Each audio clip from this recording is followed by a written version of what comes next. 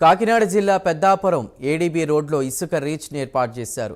ఈ ఉచిత ఇసుక పంపిణీని జనసేన జిల్లా అధ్యక్షుడు తుమ్మల రామస్వామి ప్రారంభించారు. గత ప్రభుత్వానికి నేటి ప్రభుత్వానికి ఉన్నటువంటి తేడాను ప్రజలు గమనించాలని ఆయన అన్నారు. ఎన్నికల మేనిఫెస్టోలో ఇచ్చిన హామీల భాగంగా ఉచిత ఇసుక పంపిణీ ఏర్పాటు చేశామన్నారు.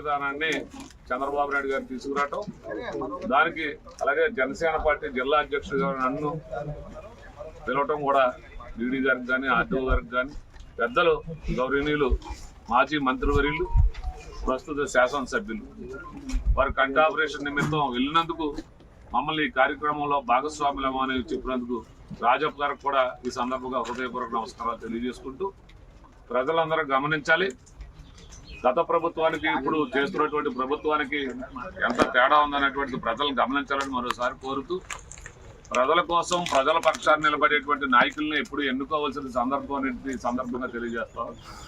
ఈ అవకాశం ఇచ్చిన పెద్దలందరికీ నమస్కారం. విధానాన్ని చంద్రబాబు నాయుడు గారు తీసుకురావటం, దానికి అలాగే జనసేన పార్టీ జిల్లా అధ్యక్షుడు